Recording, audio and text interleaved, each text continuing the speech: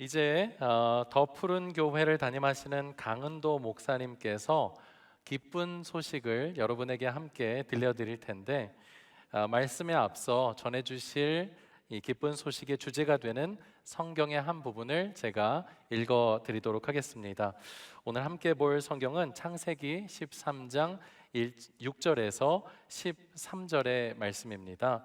여러분들은 앞에 나와 있는 자막을 보시면서 함께 읽어주시면 감사하겠습니다.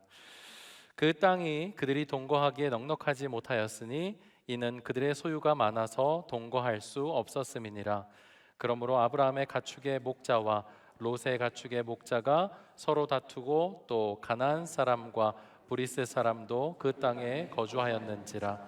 아브라함이 롯에게 이르되 우리는 한 친족이라 나나 너나 내 목자나 내 목자나 서로 다투게 하지 말자. 내 앞에 온 땅이 있지 아니하냐. 나를 떠나가라.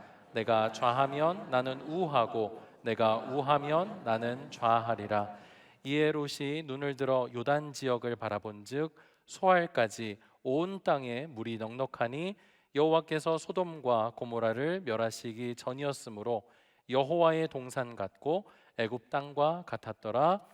그러므로 롯이 요단 온 지역을 택하고 동으로 옮기니 그들이 서로 떠난지라. 아브람은 가나안 땅에 거주하였고 롯은 그 지역의 도시들에 머무르며 그 장막을 옮겨 소돔까지 이르렀더라. 같이 한번 읽어볼까요?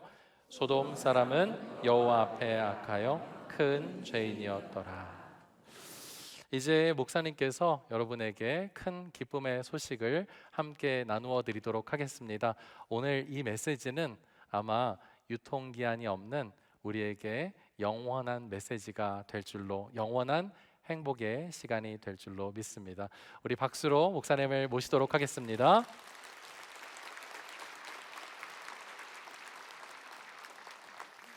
네, 안녕하십니까. 반갑습니다. 참 교회가 귀찮게 하죠. 월요일 날도 오라 그러고 1년에 한 번 오는 건데 일주일에 뭐 한 번 오는 것도 아니고 월요일로 이렇게 또 오라고 하시니까 솔직히 제가 지금 좀 어떠냐면 저는 이제 목사고요. 안 믿는 분들이 되게 많으시거든요. 제가 목사된 지 한 22년 됐습니다. 22년 됐는데 이렇게 너무 교회스러운 분위기가 어색합니다. 제가 지금 이제 그 동탄이라고 하는 지역에 개척을 했거든요. 한 47개월 됐습니다. 47년이 아니라 47개월 됐습니다. 그러다 보니까 이제 이렇게 사랑의 교회처럼 좀 아주 클래식한 교회가 있고요. 제가 이게 참 4대째 예수 있는 집안에 태어나고 저희 아버지도 목사님이신데 이런 교회스러운 분위기 뒤에서 겁나 부담스럽고 또 클래식 기타에다가 사회 보는 목사님도 참 부담스럽고 여러분들도 부담스럽고 총체적으로 부담스럽습니다. 거기다가 진짜 대단하신 게 지금 이 자리에 이렇게 끌려 나오신 분, 이렇게 이제 가스라이팅이라고 말할 수 있는데 한 180분이 이렇게 오신 거예요. 참 그 용기도 너무너무 대단하시고 이게 참 쉽지 않은 노릇인데 말이에요. 근데 이제 오늘 오려고 하려고 이제 얼마나 애를 쓰셨겠어요. 데리고 오시는 분도 엄청 애를 쓰시고 빠져나가려고 했는데 실패하신 거잖아요. 이렇게 이제 그 하나님한테 처음으로 이렇게 당하신 분이 오늘 성경에 나와요. 하나님이 직접 저자직강으로 전도하신 분이 한 분 계시거든요. 이제 그분이 이제 아브라함이라고 우리 업계에서는 엄청 유명한 형님이세요. 그 형님이 나이가 75세였어요. 75세. 75세를 살면서 아마 그런 생각이 있었던 것 같아요. 살아오면서 솔직히요, 조금 뭐 이렇게 10대나 20대나 30대하고 다르게 조금 더 이제 40을 넘어가고 50을 넘어가면 좀 그런 마음 들지 않습니까? 이건 아닌데 라고 하고 이렇게 말을 하기가 굉장히 괴면적인 순간이 옵니다. 그냥 수긍하는 거죠. 그냥 현실이 그런가 보다. 그냥 뭐 아이고 내 팔자려니 그냥 난 어쩔 수 없나 보다. 그럼 제가 민증을 까야 되는 건가요? 제가 이제 한국 나이로 53세입니다. 그러니까 이제 놀래시라고 말하는 거예요. 네. 살아오면서 그런 거잖아요. 20대는 뭐 이렇게 뭐 억울할 수도 있는 거고 30대도 그럴 수가 있겠지만 이제 40이 넘고 50이 넘고 60이 넘고 저 위에 있는 뭐 형님들이나 누님들 정도 되시면 그런 말 하기엔 되게 좀 창피하잖아요. 그리고 이제 그런 거죠. 이게 뭐 세상 뭐 다 그런 거지 뭐. 근데 어쩌면 아브라함에게 하나님이 말씀을 전하시고 아브라함의 결단을 엄청난 걸 하거든요. 난 한번 새롭게 살아보겠다라고 하는 결단을 해요. 그 결단의 표현이 굉장히 무서운 표현이었습니다. 본토, 친척, 아비 집을 떠나는 거였습니다. 그러니까 사실은 여러분 뭐 종교를 안 갖고 계시다가 여기 오신다는 거 이거 보통 일이 아니거든요. 거기다가 이제 교회를 다녔지만 방학이 엄청 긴 분들이 계시거든요. 이렇게 방학이 이 정도 되면 이게 자퇴도 아니고 이건 방학이 너무 긴 거예요. 뭐 초등학교 때 국민학교 다닐 때 이제 뭐 이렇게 과자 몇 개 얻어먹고 이렇게 왔다 갔다 해주고 또 그 아마 분명히 있을 거예요. 180명 중에 교회에서 마리아 했던 분인데 마리아가 주님 품을 떠나가지고 한 40년 만에 돌아온 분 계시고 요셉인데 이제 막 탕자처럼 있다가 이렇게 오신 분도 계실 거란 말이에요. 그 힘들고 어려운 시간들 속에서 한번 이렇게 용기를 내셨다는 게 저는 엄청난 일이라고 생각해요. 힘을 내고 용기를 낸다는 것. 아브라함이 본토 친척 아비 집을 떠났습니다. 그런데 이 창세기에 보면 하나님이 지시하는 땅이라고 표현되어 있거든요. 그런데 이게 신약 성경에 보면 이런 표현이 있어요. 아브라함은 갈 바를 알지 못했다. 결론적으로 목적지가 없었다는 겁니다. 저나 여러분들이나 계획대로 했으면 여기서 만날 운명은 아닌 것 같습니다. 제가 원래 이제 대학교를 서울대학을 가려고 그랬거든요. 문제는 뭐냐면 학교가 준비가 안 돼 있었어요. 저는 항상 등산할 준비가 돼 있었는데 관악산이 문을 허락하지 않았습니다. 여러분 계획대로 하면 여러분 우린 다 전교 1등이지 않습니까? 여러분 공부할 때 말을 못 알아들으시네요. 대체적으로 화장하기 전까지 그런 마음과 포부가 있었는데 에라이 모르겠다고 여기 오신 거 아니겠습니까? 근데 아마 모든 사람들은 자기 계획이 다 있어요. 근데 살면 살수록 깨닫는 게 뭐냐면 내 계획대로 되는 게 아무것도 없어. 여자분들 어떠세요? 남편하고 살면서 참 이 남편이랑 너무 잘 맞다고 느끼세요? 아 이제 됐다, 이제 유통기한 지났고 십자가에 못 박자, 뭐 이런 마음이 드세요? 저도 이제 결혼 22년 차인데요, 아내의 눈빛을 보면서 분리수거의 최종 목적지는 저라는 사실을 조금씩 깨닫기 시작했습니다. 버리고 싶은 건 따로 있었구나라는 생각이 자꾸 들어요. 목사인데 그렇게 얘기할 수 있냐고요? 네, 사는 건 똑같습니다. 저희 집에서는 목사라고 부르지 않거든요. 존재감이 1도 없어요. 근데 아브라함이 그 본토 친척 아비 집을 떠날 때 저는 갑자기 이게 연극적으로 떠오르더라고. 갑자기 여기서 이제 기질들이 있잖아요. 한번 여쭤볼게요. 나는 갑자기 내일 아침에 사랑교회 왔더니, 이제 예를 든 겁니다. 진짜 그렇다는 게 아니라 그래도 좀 흥분하시면서 들어보십시오. 오신 분들 너무 고맙다고 내일 3박 4일 일본 삿포로 여행을 보내주신다고 합니다. 듣자마자 기분 좋은 분 손 들어보세요. 이분들이 굉장히 위험한 분들이에요. 이렇게 기분파라고 해가지고 꽂히는 대로 사시거든요. 저도 좀 그런 기질이에요. 근데 이 얘기 듣자마자 이런 분도 계시잖아요. 와, 삿포로 대박. 와, 뭐 이렇게 기뻐하는 분도 계실 테고, 한 분은 내일 나 바쁜데 미리 얘기해 주지. 짐도 못 쌌는데, 이런 분들이 있어요. 이게 이제 쓸데없는 티라고 얘기할 수 있는데요. 웃으시면 돼요. 웃으시면 젊은 사람 되는 거예요. 근데 이제 그 사람 성향마다 다르잖아요. 근데 대부분 남편이나 어떤 남자가 무슨 일을 할 때 여자분들은 의구심이 많이 생기나 봐요. 그 이유가 있습니다. 하나님이 남자를 먼저 창조하셨거든요. 깜짝 놀랐어요. 이렇게 제품이 부실할지는 몰랐던 거예요, 하나님이. 그래서 급하게 자매들을 만든 거예요. 여자를 만들고, 항상 살아보면 알겠지만 남편들한테 기대를 많이 안 거시는 게 좋습니다. 어차피 이제 우리가 기능이 떨어지기 때문에 이제 그냥 돌본다 생각하고 이렇게 사시는 게 훨씬 나을 수도 있거든요. 근데 이제 물어보는 거죠. 근데 남자들은 본능적으로 합니다. 아내가 무언가를 물어볼 때 기분이 좋을까요? 안 좋을까요? 네, 아시네요, 여러분. 모르는 줄 알았는데 아시네요, 이 놀라운 진리를. 기분이 겁나 안 좋습니다. 그냥 안 좋은 정도가 아니라 굉장히 근본적으로 안 좋습니다. 여러분, 기분 안 좋은 말의 특징이 하나 있어요. 맞는데 기분이 안 좋으면 훨씬 기분이 안 좋습니다. 그 비슷한 얘기들이 있어요. 보면 잘난 사람들이 하는 얘기, 학교 선생님 하시는 말씀, 엄마가 해주는 얘기, 아내가 해주는 얘기는 정확하게 맞는 말인데 기분이 겁나 나쁩니다. 근데 자꾸 물어봤을 것 같아요. 아브라함이 아내가 있었거든요, 사라라고. 들리는 것 같아요. 갑자기 어디 가는 거예요? 여러분, 만약에 20대 때 30대 때 신혼 때 뭐 미국으로 이민을 간다 그러면 그것도 쉽지 않은 일이잖아요. 근데 한번 꿈을 안고 한번 가보자, 한번 젊으니까 고생해보자. 75세에 이민 가자, 이건 좀 아니지 않습니까? 그러니까 이제 혼자 가든지 같이 가려고 하는데 물어보겠죠. 여보 어디 가는 거예요? 자, 신약으로 보니까 답변이 이건 거예요. 열심히 가요. 마치 뭐 다 준비되어 있는 것처럼 가는데 아브라함의 답변이 너무 황당한 겁니다. 여보 어디 가요? 그러니까 나도 몰라. 자, 목적지가 인생에 늘 내 인생의 목적지를 뒀던 인생에서 드디어 하나님이 목적지가 되는 거. 여러분 보통 이런 얘기 하거든요. 교회 오면 뻔한 얘기 합니다. 저 말고 다른 목사들은 뭐라고 말하냐니까 예수 믿으면 좋습니다. 예수 믿으면 건강해집니다. 예수 믿으면 잘 됩니다. 여러분 이거 다 가스라이팅입니다. 여러분 제가 예수 지금 53년째 믿고 있고요. 저희 아버지도 목사님이시고요. 저희 할아버지도 장로님이시고요. 우리 할머니 어머니 때부터 예수 믿었거든요. 제가 안 먹는 음식이 두 가지가 있어요. 첫 번째, 꽈배기를 안 먹어요. 인생 자체가 꼬이는데 그것까지 꼬일 필요는 없다는 생각이 들기 때문입니다. 두 번째, 아이스크림 중에 스크류바 겁나 싫어합니다. 안 그래도 꼬인 거 진짜 열받아 죽겠는데 이게 보통 어려운 문제가 아니란 말이에요. 자, 그런데 하나씩 깨닫기 시작하는 거예요. 난 이렇게 되겠지라고 생각했는데 한 번도 맞은 적이 없어. 저도 예수 믿으면서요, 제가 목회자로 살아가면서 하나님한테 속상한 적이 한두 번이 아니에요. 여러분 진짜 보통 속상한 게 아니에요. 그분이, 여러분 예수님 오늘 믿으면서 믿을 때 기도를 많이 하세요. 초장 끝발이 끝내줘요. 이게 우리 업계가 좀 그래요. 이렇게 이제 하나님이 첫 판은 엄청 사랑의 교회랑 이렇게 안 맞는데 잘 들으시네 보니까 우리가 영혼의 고향이 같아서 그런 거예요. 좀 그렇죠. 처음에는 뭐 겁나 기도 잘 들어주세요. 이렇게 막 이거 해달라 그러면 막 하나님이 막 너무 서비스가 끝내주거든요. 근데 이제 이게 유통기한이 딱 끝나고 나면 갑자기 하나님이 갑자기 어떻게 하냐니까 아무리 말을 해도 잘 안 들으실 때가 있어요. 그 신학적으로 여호와의 부재다, 쉽게 말하면 속이 뒤집어진다 이런 표현을 쓰거든요.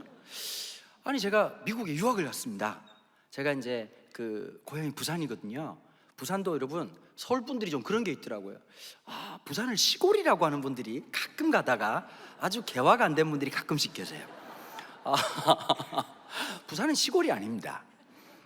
우리나라에서 면적 단위당 빌딩이 제일 높은 곳이 제일 많은 곳이 부산입니다. 착각하지 않으셔야 될게요. 제가 부산을 사는 게 아니고 부산을 떠난 지는 한 20년이 훌쩍 넘었습니다. 그런데 이제 부산도 부산 나름입니다. 센텀이나 이런 데 가면 진짜 강남 뺨칠 만큼 비싼 동네도 되게 많고, 조금 부산 사람들이 말도 좀 와일드하고 이제 이걸 전문 용어라서 못 알아들으실 건데요. 이제 후카시라는 게 있습니다. 그래서 이제 좀 이렇게 과시욕도 되게 많은 편이고 목소리도 또 이렇게 젊은 애들이요, 젊은 남자애들이 보통 이제 옷을 하나 사면 이제 어떻게 표현하느냐, 이제 경상 부산에서 젊은 친구들이 이렇게 얘기하는 거예요. 야, 옷 샀냐? 우와, 새 옷인데? 이렇게 하잖아요. 한 개 내렸나? 이게 전문 용어예요. 한 개 내렸냐? 이제 보통 매대에 걸려 있잖아요. 전문 용어로 내렸다라는 표현을 씁니다. 저도 오래간만에 쓰니까 너무 낯서네요. 늘 표준말만 쓰다가 진짜 오늘 내렸네요. 보니까 대체적으로 많이 내려오셨네요. 보니까 이제 되게 그런 거 좋아하죠. 좋은 동네도 많아요. 근데 하나님이 저를 그런 좋은 동네에서 태어나고 자라게 하면 참 좋았을 것 같은데 애매한 데서 태어나게 하셨어요. 자라게 하셨어요. 전포동이라고 전두환이 포기한 동네라고 산동네 있어요. 산동네. 저희 집사람은 초장동이라고 감천문화마을 근처예요. 그래서 제가 이게 두 산지족이 만난 거예요. 이렇게 마운틴 피플 만나가지고 결혼을 한 거예요. 자, 그런데 이 전포동에 살면서 저도 모르게 늘 그런 마음이 있지 않았겠어요? 나도 좀 잘났으면 좋겠다. 근데 이제 저희 집안 사촌들의 특징이 뭐냐? 사촌들이 공부를 엄청 잘하는 거예요. 잘하는데 보통 잘하는 게 아니라 많이 잘해. 근데 이게 학원 가서 이제 과외해서 공부를 잘하는 게 아니라 좀 그런 거 아시죠? 그냥 공부했는데 합격했어요. 이렇게 뭐 서울대학교 수석 합격, 그거 아무나 세상에 공부가 제일 쉬웠어요. 이런 게 이제 사촌들이었단 말이에요. 제 탄생 설화가 두 개가 있습니다. 영도 다리 밑에서 주워왔다가 첫 번째고요, 두 번째가 아무리 봐도 산부인과에서 애가 바뀐 것 같다, 이게 두 번째 설화였어요. 저희 집안은 특징이 어떠냐? 과묵하고 공부를 겁나 잘해. 우리는 어릴 때부터 이제 무슨 말 많이 들었냐면 저놈 새끼 물에 빠지면 조댕이만 뜨겠다, 이런 얘기를 많이 들었단 말이에요. 조댕이도 아니고 조디라 그랬어요. 주디. 이렇게 해가지고 이제 뜨겠다는 얘기를 많이 듣고 자랐어요. 그러고 있다가 저도 이제 막 예수님 만나고 막 열심히 공부하고 어쨌든 그래가지고 미국으로 유학을 갔네요. 몇 년도에 갔느냐? 1996년. 그리고 하나님이 1년 뒤에 선물로 IMF를 주셨어요. 첫 번째 이렇게 하나님 이러시면 안 된다고 얘기를 했는데 못 알아들으시더라고요. 목사 안수 받고 난 다음에 하나님이 축하한다고 외환위기를 주셨어요. 제가 한 목사님 밑에 부목사 생활을 16년을 했어요. 우리 업계에서는 잘 없는 일이에요. 이렇게 보면 둘 다 눈치가 없는 거죠. 가라고 하든지 가겠다고 하든지 이래야 되는데 둘 다 분위기 파악 못하고 오오 이러다가 16년이 간 거라. 그러다가 이제 느껴지잖아요, 여러분. 오래된 연인이 헤어질 때처럼 이렇게 BGM 딱 깔리면서 여기까지가 끝인가 보 이렇게 이제 전문용어로 시마이라고 얘기하는데 이제 끝날 때쯤 돼가지고 나 어디 가지? 인생이 그때 되게 힘들더라고요. 저는 그 목사님 너무 사랑했고 목사님도 저를 너무너무 사랑해 주셔가지고 한 교회 얼마나 좋았으면 16년을 있었겠냐고요. 근데 이제 어디로 가야 될지 모를 그 순간에 하나님이 자꾸 몰아붙이시는 거예요. 저희 아버님이 개척교회를 3번 하셨거든요.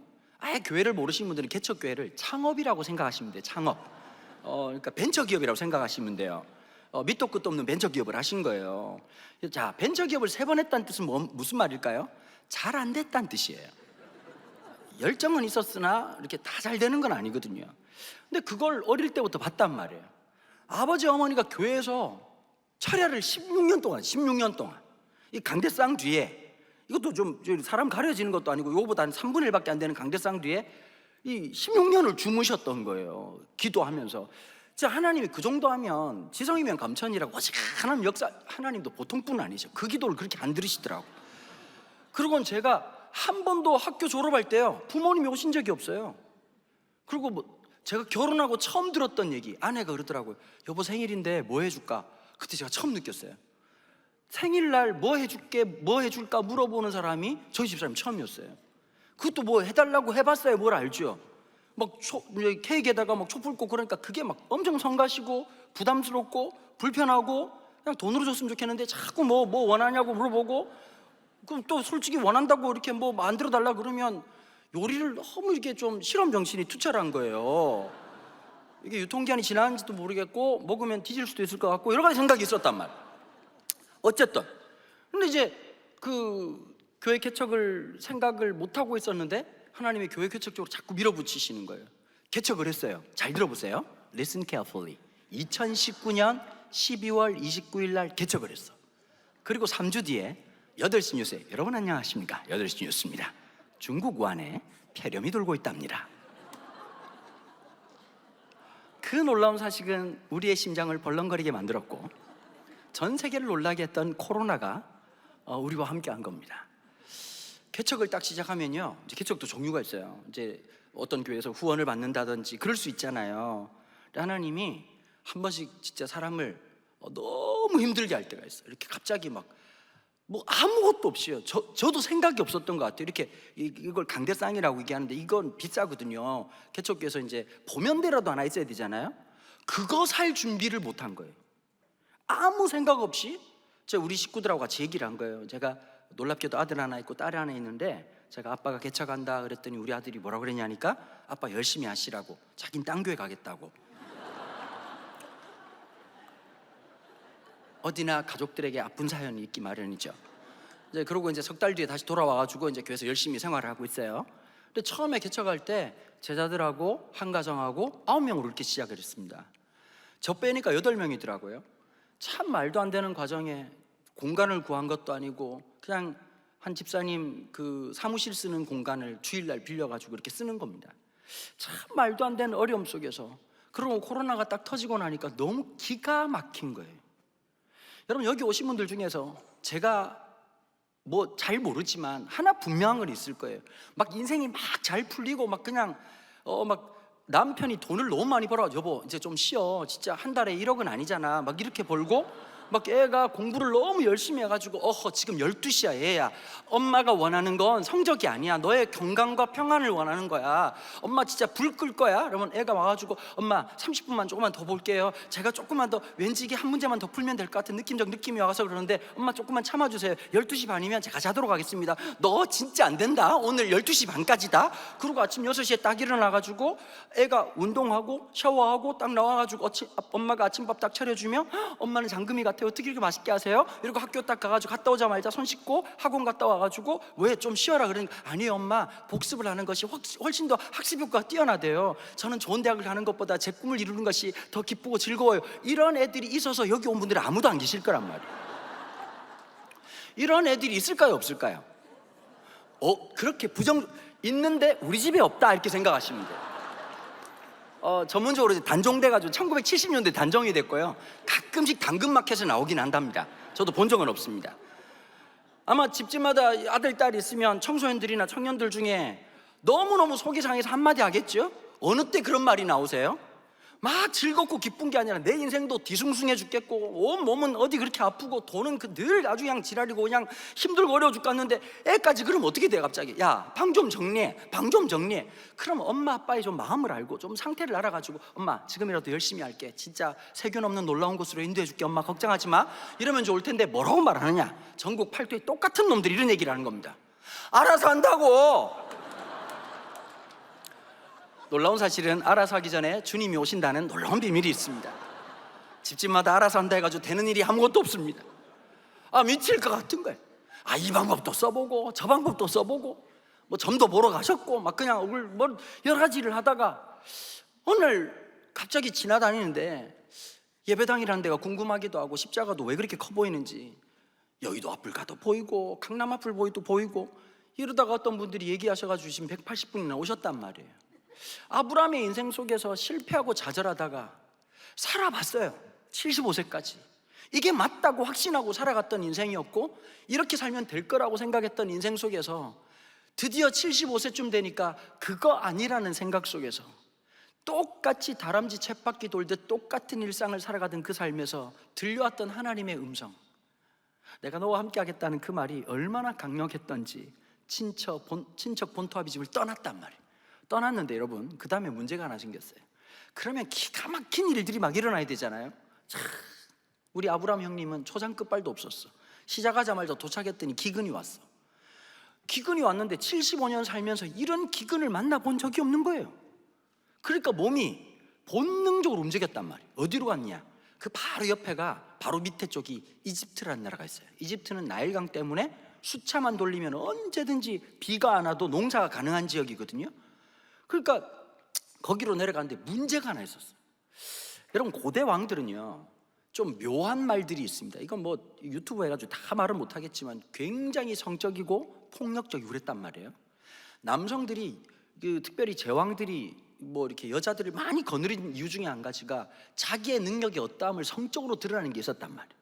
그러니까 밑에 이제 바로 같은 사람들 밑에 있는 이란 애들은 뭐 해야 되느냐? 수많은 여성들을 일단 제공하는 일들이었단 말이에요. 그런데 이제 아브라함이 자기 아내를 봐도 이게 65세인데 아내가 65세인데도 너무 얼굴이 이쁜 거야. 그러니까 뭐 이렇게 뭘 했는지 모르겠지만 그래서 살짝 걱정이 돼가지고 저는 이 지점쯤 됐을 때 제가 진짜 아브라함이 좀 마음에 안 들더라고요. 서울 분들은 어쩔지 모르겠지만 제가 고향이 부산이라 그랬지 않습니까? 우리가 다른 건 못해도 우리 의리 빼면 시체고 딴 거 몰라도 뭐 이렇게 다정다감하고 뭐 달콤한 말 해주고 뭐 당신이 있어 가슴이 뛰어 이런 말 하면 다음날 병사처로 발견되거든요. 그건 안 되지만 뭐 아내 지키는 것까지는 할 수 있을 것 같아요. 어떤 껄렁껄렁한 놈들이 와가지고 이쁜데 이러면 갑자기 주님께 기도하겠죠. 저는 목사는 여기까지인 것 같습니다.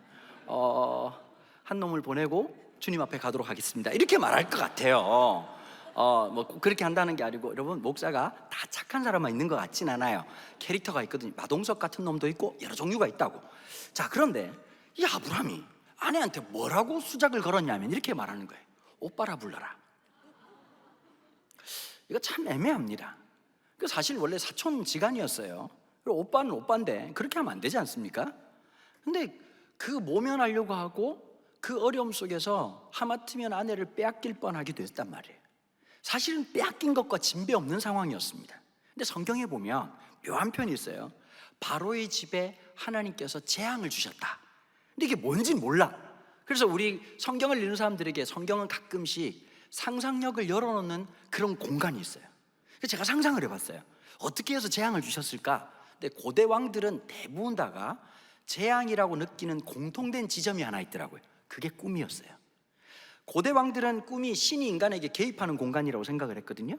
그 꿈에서 이제 막 너무 험한 꿈을 꾸고 나면 그것 때문에 힘들어하는 왕들의 모습이 구약에도 종종 나타납니다.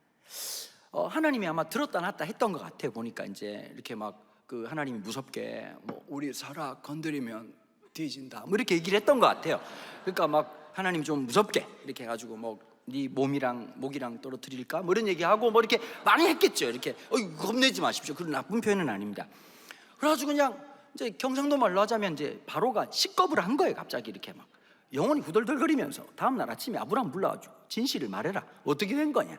네 신이 신방 와가지고 나를 아주 작살낼 뻔했다. 아주 그냥 아유 어젯밤 아우 그냥 치가 떨린다 이 새끼야 그냥. 그럴 때 하는 말이 사실은 마누라라는 거예요. 그냥 내가 네 아내를 건드렸으면 네 신 어제 맛보기만 해도 지금 내 영혼이 후덜거리고 지금 이 트라우마로 지금 견딜 수가 없는데 제대로 한번 본격적으로 손을 댔으면 아작날 뻔했다. 빨리 가라 그렇게 된 겁니다. 자, 가끔씩 저보고 목사님 읽는 성경책 어디 파냐고 물어보시는데 똑같은 성경책입니다. 성경을 참 더럽게 재미없게 하시는 분들이 많이 계세요.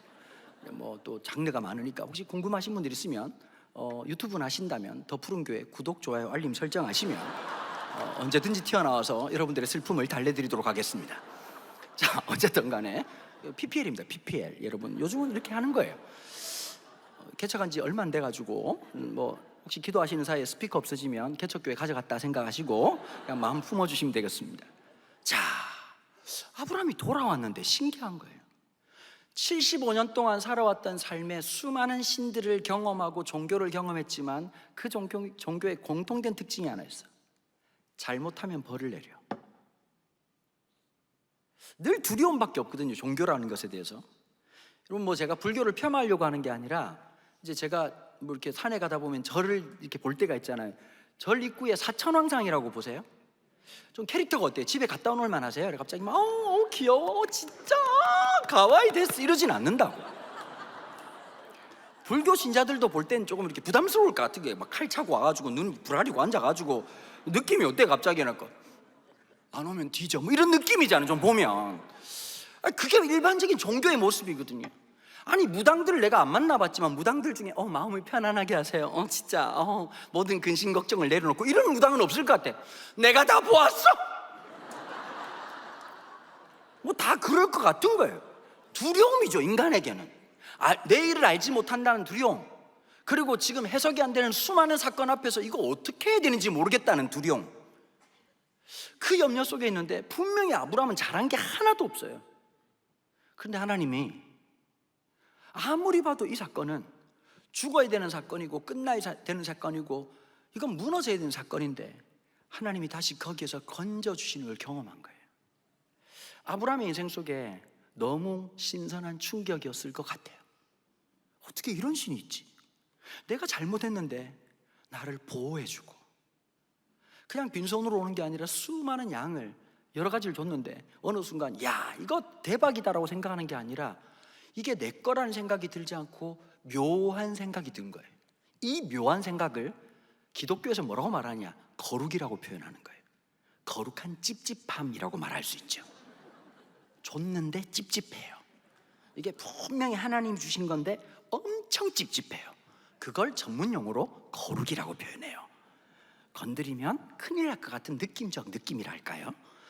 자, 그러고 있는데 이제 조카롯하고 이제 그래도 뭐 고생을 한 거니까 물에 대한 트라우마가 생긴 겁니다. 이 양들 물을 먹여야 되고 낙타 때 물을 먹여야 되는데 물에 대한 트라우마가 딱 생기니까 서열사회가 분명했던 이 아브라함의 공동체에서 조카 롯이라고 하는 친구가 있었고 아브라함이 있었는데 당연히 똑같은 목자라도 아브라함의 목자가 우선권이 있고 물을 먼저 먹여야 되는데 이 썩을 놈들이 이 조카 롯의 목자들이 그 아브라함 목자를 갖다가 아주 그냥 족친 거예요. 족친다는 뭐라 때린 거예요. 그래가지고 이제 아브라함 목자가 이제 눈탱이가 밤탱이가 돼가지고 파트라슈 돼가지고 아브라함 보고 이제 얘기를 했겠죠. 조카 롯의 목자가 우리를 이렇게 만들었다. 가만히 계시면 안 된다. 옛날부터 눈빛은 좋지 않았다. 저 썩을 놈들이. 그럼 일반적으로 아브라함이 조카를 불러가지고 어떻게 될까요? 보통은 이렇게 해야 됩니다. 머리 감은 짐승을 거두는 게 아니라 그랬어. 내가 호랑이 새끼를 키웠어. 이렇게 말을 해야 되는데 오늘 본문에 보니까 아브라함이 뭐라 그랬냐니까 이렇게 얘기하는 겁니다. 하늘 아래 살 섞이고 피 섞인 놈은 나하고 나밖에 없다. 우린 친족이다. 싸우지 말자. 여러분, 아브라함의 삶의 관성으로 보면 싸워야 됩니다. 아브라함의 삶의 여정으로 보면 이거는 싸워서 이겨야 되는 문제입니다. 근데 그의 인생에 한 번 만났던 하나님의 이 경험이 삶의 다른 고백과 다른 결을 살게 만들거든요. 내가 우선순위를 취하면 그 우선순위를 놓치면 바보 천치가 되는 겁니다. 이 세상의 법칙은. 근데 갑자기 이런 얘기를 하는 거예요. 더 중요한 논리, 분노보다 더 중요하고 상처보다 더 중요한 논리, 너하고 나하고 이 땅 위에 피가 섞이고 살이 섞인 놈은 너하고 나밖에 없다. 네가 우하면 내가 좌하리라. 네가 좌하면 내가 우하리라. 이때쯤 되면 조카롯이 싸가지가 좀 있어서 감각이 있어서 아이고 삼촌 잘못했습니다. 지금 우리 동네 목자 지금 대가리 받고 지금 교육받고 있습니다. 2번 다시는 이런 일이 벌어지지 않도록 하겠습니다. 이렇게 말을 해야 옳을 텐데 이 썩을 놈이 부동산 보는 눈이 있었어요. 눈을 들어본 즉 그냥 강남 사람이라고 생각하시면 딱 맞는 겁니다. 소돔과 고모라가 거의 천당 밑에 분당급이고 기가 막힌 지역인 거야. 이게 보니까 배산 임수에 끝내주는 데다가 물이 풍성한데 애굽 땅과 같았다는 거예요. 근데 이 부연 설명에 이렇게 되어 있죠. 그때 하나님이 심판하시기 전이었으므로, 소돔과 고모라는 지역에 심판하기 전이었으므로 너무 기가 막힌 땅이었다는 거예요. 자, 인간적으로 보면 조카 롯의 선택은 탁월했습니다. 기가 막혔던 거죠. 여러분 살면서 그럴 때 없으세요? 이 집 살까 저 집 살까 그랬는데 잘못 사가지고 주님 오실 때까지 배가 아픈 분들이 더러더러 계십니다. 만약에 남편이 그랬으면 남편은 그냥 금형에 못 살죠. 계속 아내가 째려보고 생각할 때마다. 여자분들은 기억력이 탁월해요. 죽기 전까지 잃어버리질 않아. 다른 건 다 잃어버려도 우리 불리한 건 주님 오실 때까지 기억하는 게 놀라운 습성이 여자분들한테 있습니다. 그런데 아브라함이 뭐라고 말하느냐? 그 선택권을 넘겼단 말이에요. 아브라함은 선택을 안 해요. 여러분, 우리는 늘 이 생각이 있어요. 이게 옳은가 저게 옳은가. 근데 조금 세월 지나 보십시오. 그거 선택했다고 계속 기쁜가? 사람이 되게 억울한 게 하나 있습니다. 1등 하면 행복할 줄 알았는데 1등이 더 불행할 때가 많거든요. 제가요 중학교 3학년 때까지, 중학교 2학년 때까지 공부를 해본 적이 없어요. 그냥 아예 내려놨거든요. 여기 있는 분들 잘 모르실 텐데 전교 1등 계속하는 것도 쉽지 않지만 전교 꼴등 계속하는 게 더 힘듭니다. 하브리그는 엄청난 놈들이 있어요. 제가 우리 반에 68명이었는데 공부를 그렇게 안 했는데 제일 바닥으로 떨어졌을 때가 44등이었습니다. 소문에 의하면 그 밑에 있는 애들은 한글을 모른다는 얘기도 있고 배나무에서 떨어졌다는 얘기도 있고 여러 가지 속설이 있는데 아무리 여러분 이게 뭐 콘크리트 바닥이라 뚫어도 뚫리지 않는 엄청난 놈들이 있단 말이에요. 제가 볼 때는 공부 잘하는 애들 상 받을 때는 기뻐하는 것 같은데 또 넘사벽 같은 애들을 만나면 또 상처받고 힘든 거예요. 인생은 영원한 1등이 없잖아요.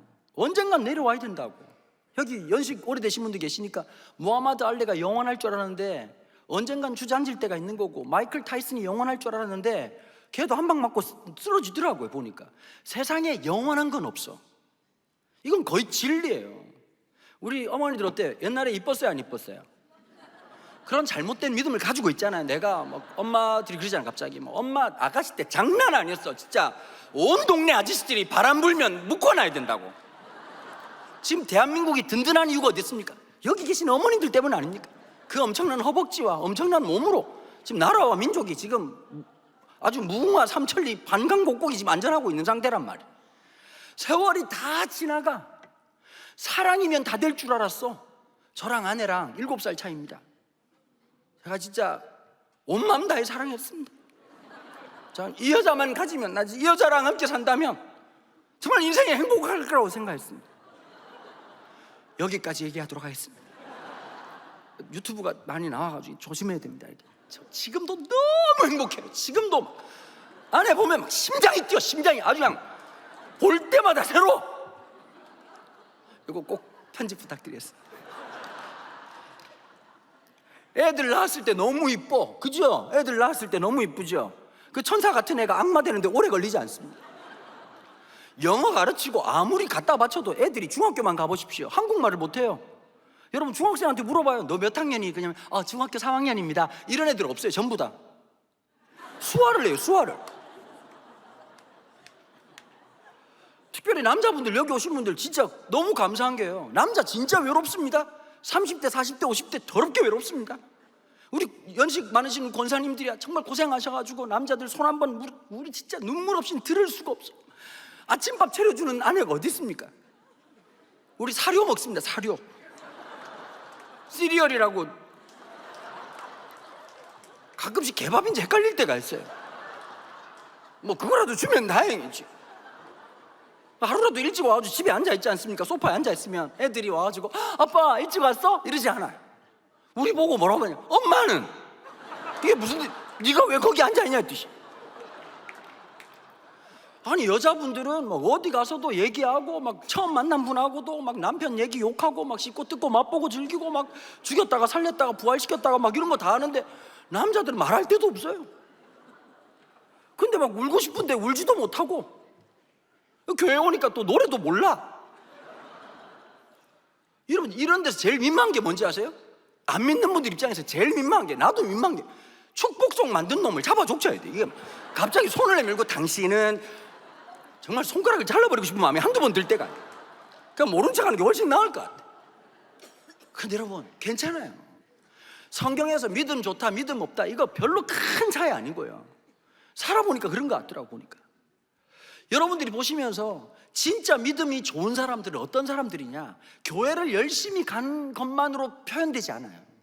어떤 게 있느냐, 한 사람 한 사람을 볼 때 소중하고 아름다울 수밖에 없는 거예요. 제가 청소년 사역을 30년 동안 했어요. 30년 동안. 이거 하면 안 되는 일을. 3D 업종, 3D 업종. 우리 기독교계도 사랑의 교회 보셨죠? 목사님들 멘트 장난 아니죠? 오늘 오신 여러분 환영합니다. 아름다운 기타 연주 감사드립니다.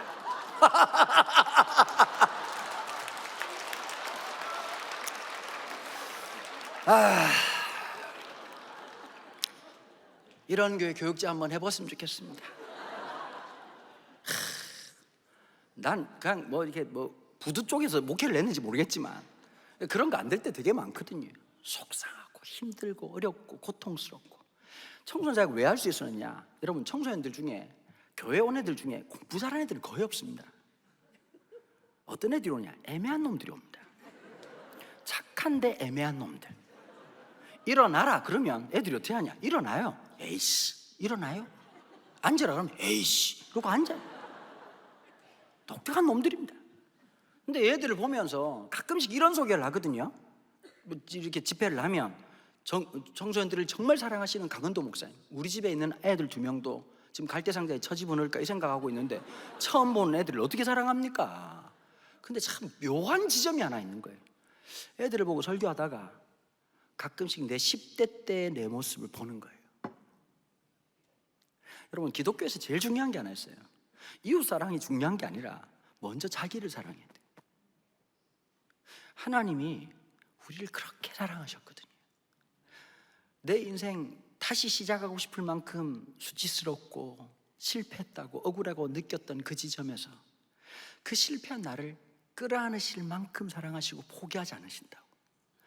75세 살 만큼 살았던 할아버지 인생에 등장하셔서 그를 믿음의 조상으로 만드실 만큼 하나님 신실하신 분이시거든요. 혹시 여러분들 늦었다고 생각하십니까? 그때가 제일 하나님의 온타임입니다.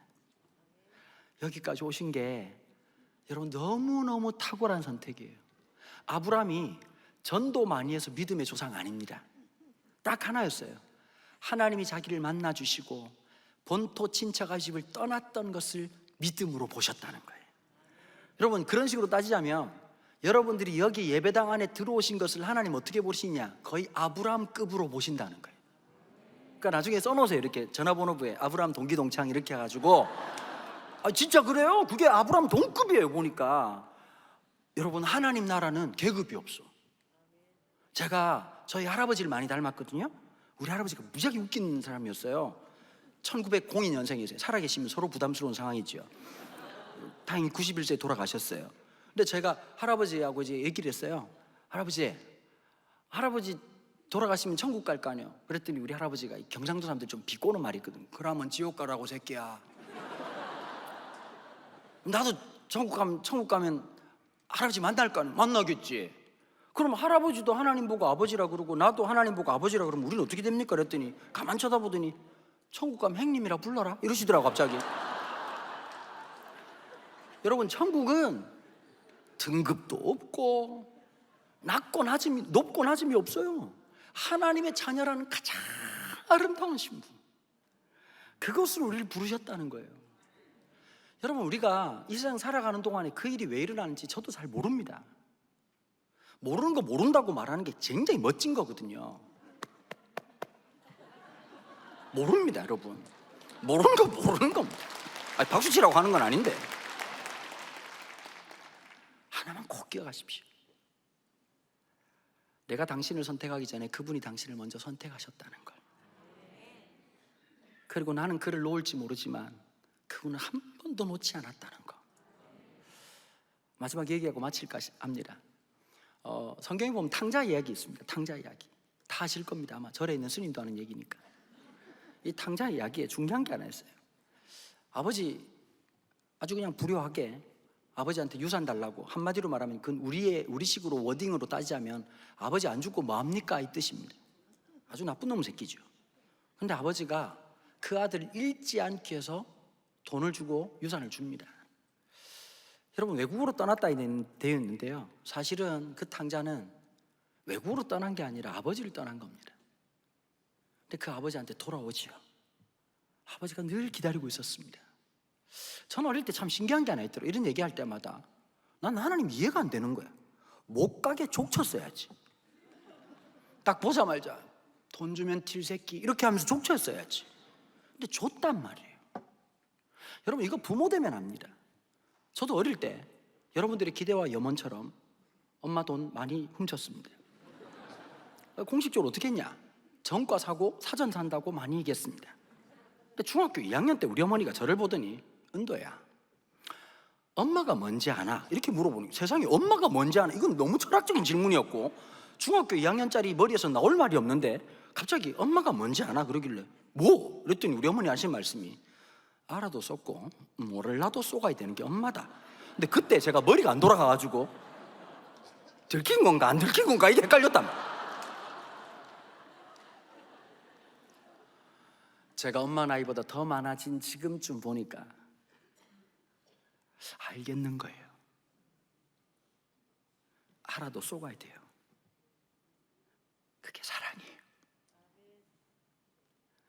하나님이 능력이 없어서 쏘가주신 게 아니에요. 사랑하셨어요. 하나님 기적 일으키는 것보다 훨씬 힘든 거 있어요. 당신을 기다리는 거예요. 돌아오기를 기다리는 거. 여전히 나는 목사이지만 또 때론 방황합니다. 믿음으로 살아야지 하지만 또 실패합니다. 그래서 여러분, 나중에 신앙생활 해보시면 알겠지만 전국 어디를 가시든지 교회 가시면 장로님들이 똑같은 기도합니다. 지난 한 주 말씀으로 살기를 원했으나 오늘 목사님의 말씀을 통하여 새로워지게 하여 주시옵소서. 아멘. 다음 주 장로님 선수교체 하셔가지고 새로운 멤버가 나타나서 지난 한 주, 이놈의 지난 한 주는 6.25가 있었는지 갑신정변이 있었는지 모르겠는데 하나님이 한 번 돌아오면 용서하시는 건 나 이해돼요. 끌어안을 수 있어. 수천 번 수만 번 나 잘못했어 하고 돌아오면 마치 처음 돌아온 것처럼 끌어안아 주시는 거예요. 여러분, 나 기독교에 대해서 잘 모르고 나 성경 잘 몰라도 상관없습니다. 위대한 순간은 내가 당신을 알기를 원한다라고 하는 이 고백의 순간을 통해서 하나님은 엄청난 일들을 여러분들을 통해서 이루실 겁니다. 두려움으로 살았던 인생에 기쁨의 역사가 시작되고, 절망으로 살았던 삶에, 죽음이라고 하는 두려움 속에 늘 몰려 살았던 삶에 죽음을 넘어서게 되는 놀라운 생명력의 영원한 생명의 기쁨이 오늘 이 시간 여러분들에게 있기를 주님의 이름으로 축원합니다. 특별히 오늘 같이 오셨을 텐데요, 혹시 이 자리까지 오셔서 용기 한 번만 더 내십시오.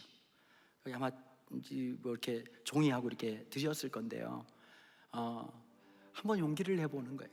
내가 잘 몰라도 여러분 제가 느끼는 건데요, 몰라도 상관없어요. 기독교에 대해서 많이 안다고 기독교를 잘 믿는 거 아니에요. 한 번의 시작이 너무 기적 같은 순간이에요. 여러분들의 삶에 조금만 더 정직하게, 조금만 더 진실하게, 그만큼 똑같은 일을 반복했으면, 이건 아니라고 생각한다면 그분께 내 삶을 한번 올려드리는 이 순간을 통해서 하나님 놀라운 기적의 순간을 저는 일으킬 거라고 분명히 믿습니다. 월요일날 이까지 오셨습니다. 180분이나 되는 분이 또 사랑하는 분들의 손길에 이끌려서 이까지 오셨습니다. 나 잘은 모르겠지만 성경이 말하고 수많은 사람들이 말하는 그 예수, 그분이 나를 붙잡고 계시다는데 나 한번 그렇게 한번 출발하고 싶습니다 라는 분들이 있다면 간단하게 손 한번 들어서 표해 주시면 여러분들도 같이 기도하고, 네, 너무 감사합니다. 네, 감사합니다. 감사합니다. 그분이 그렇게 여러분들을 기다리셨습니다. 여러분들을 통해서 그 놀라운 일들을 분명히 허락하실 줄 믿습니다. 제가 한번 기도하겠습니다. 하나님, 여기 당신이 그렇게 기다리고 기다리는 사람들이 여기에 있습니다. 다른 어떤 일들보다, 세상의 엄청난 성공보다 이 한 사람들을 통해서 당신의 백성 되는 그 귀한 역사, 수줍은 손 드는 이 행동조차도 하나님 보시고 놀랍게 역사하시고 함께 하실 주님의 이름을 찬양합니다. 주님의 은혜 가운데 함께 동행하는 역사가 있게 도와주시고, 절망과 두려움과 염려와 불안을 살아갔던 그 삶에 세상이 줄 수 없는 평안이, 세상이 약속할 수 없는 영원한 생명이, 세상이 맛보게 할 수 없었던 기쁨의 역사가 사랑하는 한 분 한 분의 삶에 임하여 주시고 역사해 주시옵소서. 감사와 찬양을 주님 앞에 올려드리며 이 모든 말씀 우리 주 예수 그리스도의 이름으로 기도하옵나이다. 아멘. 아멘. 오늘 혹시 같이 오신 분들이 계시다면 한번 용기 내가지고 그 자리에 한번 일어나시겠습니까? 같이 오신 분하고 같이 오신 분하고 한번 손잡고 한번 일어나십시오. 네, 박수 한번 보내주시겠습니까? 야,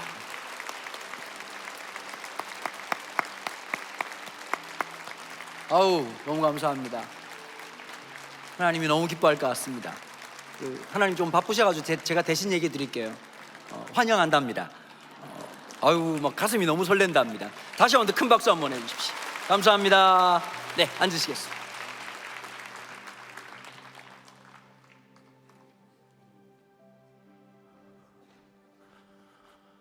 귀한 은혜의 말씀 감사합니다. 아름다운 밤입니다. 저는 사랑의 교회의 소문수 목사입니다. 사실 우리 목사님은 오랫동안 청소년 사역을 하신 분이라는 걸 제가 잘 알고 있었기 때문에 목사님 말씀을 이렇게 듣는데 제 마음이 어느 한편 막힌 것이 뻥 뚫리는 듯한 그런 시원함을 느낄 수가 있었습니다. 이 시간에는 여러분 함께 좀 축복하는 시간을 가지려고 하는데, 오늘 설교 말씀에 축복송 만든 사람들 다 죽여야 된다고 그랬는데 이제 그것을 제가 지금 하려고 합니다. 근데 처음 오신 분들은 그게 뭐지? 라고 모르실 수 있잖아요. 지금부터 하는 것이 그것입니다. 근데 저희의 마음을 담아서 여러분들 한번 축복하기를 원하는데, 혹시 축복하는 시간 가운데 여러분들이 쓰신 결심 카드를 제출해 주시면은 또 저희가 함께 받도록 하겠습니다. 이 시간에 처음 오신 분들은 일어나지 마십시오. 그건 너무 가혹하다고 생각되니까요.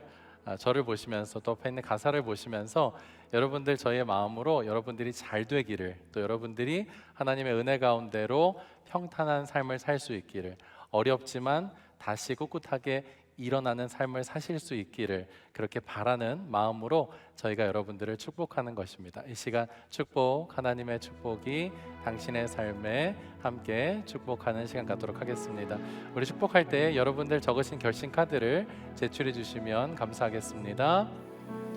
축복, 하나님의 축복이 당신의 삶에 넘쳐나기를, 축복, 하나님 축복이 당신의 삶에 가득하기를 축복합니다. 우리 한 번 더 하겠습니다. 평화, 하나님의 평화, 하나님의 평강이 당신의 삶에 넘쳐나기를. 평화, 하나님의 평강이 당신의 삶에 가득하기를 축복합니다.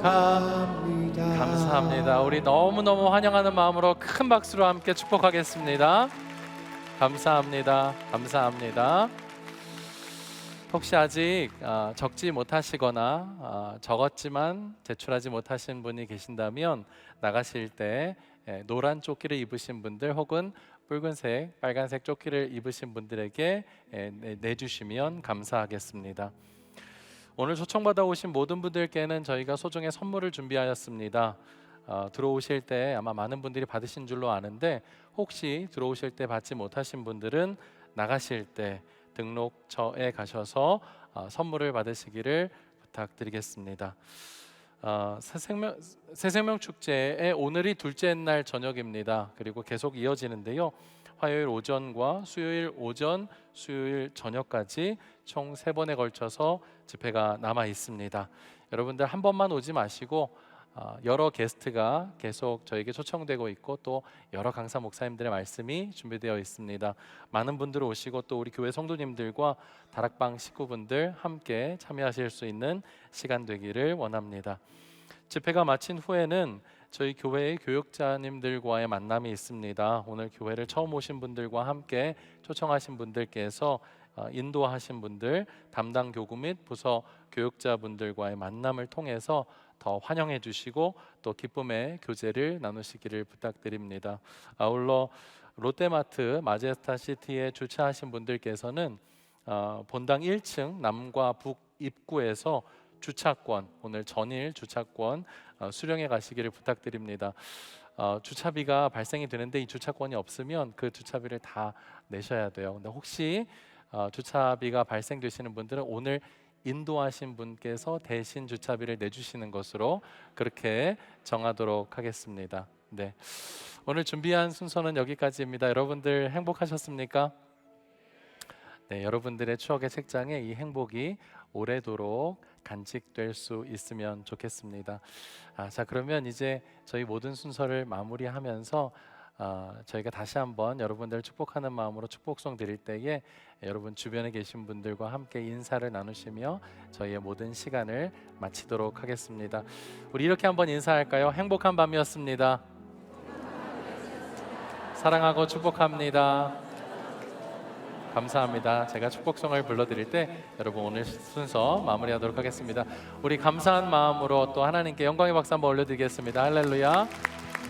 축복, 하나님의 축복이 함께 찬양하면서 저희 모든 순서 마무리하겠습니다. 평안히 돌아가시기 바랍니다. 축복, 하나님의 축복이 당신의 삶에 넘쳐나기를. 축복, 하나님의 축복이 당신의 삶에 가득하기를 축복합니다. 평강, 하나님의 평강, 하나님의 평강이 당신의 삶에 넘쳐나기를. 평강, 하나님의 평강이 당신의 삶에 가득하기를